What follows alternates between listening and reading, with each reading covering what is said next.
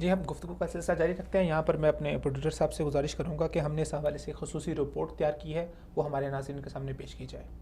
خواتین کے ساتھ جنسی تشدد کے حادثات میں آئے روز اضافہ. خواتین کے ساتھ جنسی تشدد کے حادثات میں آئے روز اضافہ دیکھنے میں آ رہا ہے.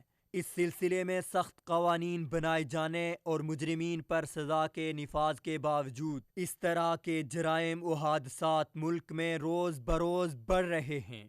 ایک رپورٹ کے مطابق امریکہ، جو کہ ساری دنیا کو قانون کا درس دیتا ہے، وہاں جنسی جرائم کے واقعات سب سے زیادہ پیش آتے ہیں.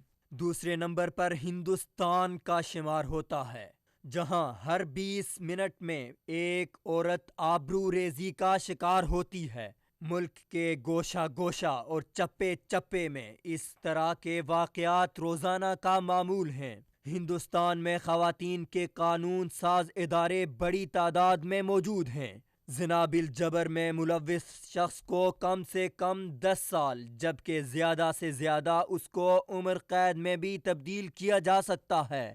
اس قدر سخت قانون کے باوجود جنسی جرائم کے واقعات روز افزوں کیوں ہیں؟ یہ مسئلہ صرف ہندوستان کا نہیں بلکہ ہمارے مکمل مشرقی معاشرے جنسی آزادی میں مغرب پرستی کا شکار ہوتے جا رہے ہیں. قوانین کے نفاذ کی جہاں تک بات ہے، اس سلسلے میں بھی تساہل اور لاپرواہی سے کام لیا جاتا ہے. ویسے رشوت ستانی کے ذریعے بڑے بڑے معاملات حل ہو جاتے ہیں. اس کے علاوہ بڑے خاندان اور بااثر لوگ غریب خاندان کی لڑکیوں کو ڈرا دھمکا کر بھی خاموش کر دیتے ہیں. اگر مملکت خداداد پاکستان میں موجودہ قوانین کے حوالے سے ہمارے ذمہ دار طبقہ امانت دار ہوتا تو بھی اس قسم کے جرائم کی روک تھام ممکن تھی. جتنی امانت داری کے ساتھ دیگر ترقی یافتہ ممالک میں قوانین پر عمل درآمد کیا جاتا ہے، ہمارے ممالک میں نہیں ہوتا.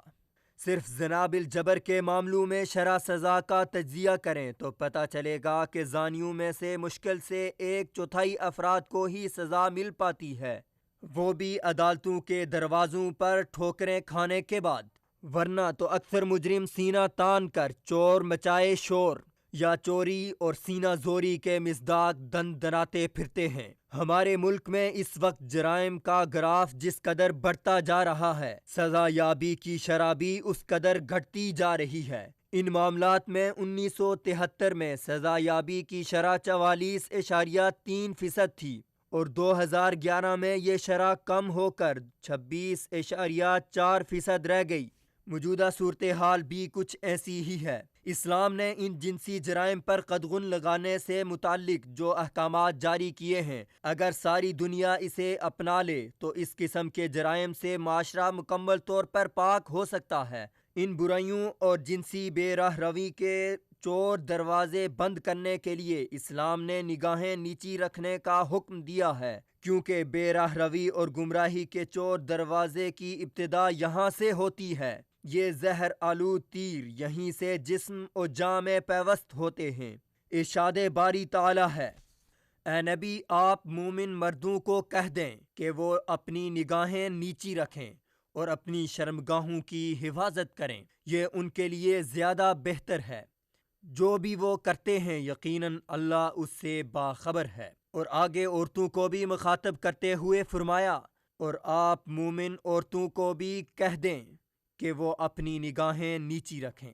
شریعت نے یہ بھی حکم دیا ہے کہ جب لڑکیاں بالغ ہو جائیں تو کشادہ اور طویل لباس پہنا کریں کہ جسے ان کے جسم کے نشیب و فراز ظاہر نہ ہوں اور برائی کو دعوت دینے والے دروازے بند رہیں. آج کل کی لڑکیاں لباس پہننے میں ان امور کا کس قدر اہتمام کرتی ہیں، بلکہ وہ تو اپنے آپ کو نمایاں کرنے اور اپنے حسن کا اعلان کرنا چاہتی ہیں. جہاں اسلام نے مردوں کو نگاہیں نیچی رکھنے کا حکم دیا ہے، وہاں خواتین کو بھی اجنبی مردوں کے ساتھ نرم رویہ اختیار کرنے سے سختی سے منع کیا ہے، بلکہ اسے برائی کے دروازے کھولنے کے مترادف گردانا ہے. اگر ہم اپنے معاشرے کو جرم سے پاک کرنا چاہتے ہیں تو ہمیں اسلامی اقدار کو اپنے معاشرے میں رائج کرنا ہوگا، بصورت دیگر دنیا و آخرت میں ذلت ہی ہمارا مقدر ہوگی.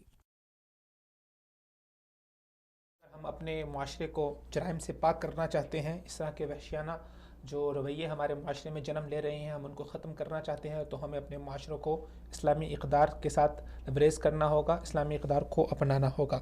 جی انعام الحق صاحب، میں آپ کی طرف آتا ہوں۔ آپ نے رپورٹ دیکھی، ایک تفصیلی رپورٹ تھی جس میں دیگر وجوہات کے اوپر بھی تذکرہ ہوا۔ وہاں پر یہ بھی ہے کہ خواتین کو اللہ تعالیٰ نے بھی حکم دیا ہے کہ وہ اپنی نگاہیں نیچی رکھیں، مردوں کی بھی تربیت کے حوالے سے کہ مرد بھی اپنی نگاہیں نیچی رکھیں، تربیت ایک مکمل نظام ہے۔ لیکن ہمارا آج کا پڑھا لکھا طبقہ، جیسے ہماری پہلے بھی بات ہو رہی تھی، وہ اس حوالے سے تربیت یافتہ کیوں نہیں ہو پا رہا؟ اصل میں عبید صاحب اس میں بنیادی بات یہ ہے کہ اگر ہم اسلام پر چلیں اور صحیح معنوں میں چلیں اور اس تناظر میں چلیں کہ کہا گیا کہ اسلام میں پورے کے پورے داخل ہو جاؤ، تو اس طرح کی تمام برائیوں کی کوئی گنجائش ہمارے معاشرے میں رہ نہیں جاتی۔ صحیح، بالکل۔ ایک بات تو یہ۔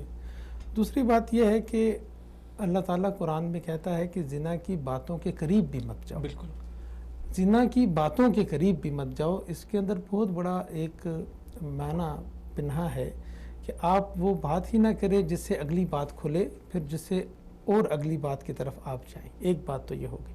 تو اگر تو اسلام پر ہم عمل کریں صحیح معنوں میں، تو کوئی صورت نہیں ہے کہ ہم اس طرح کے کام خدا نخواستہ کریں۔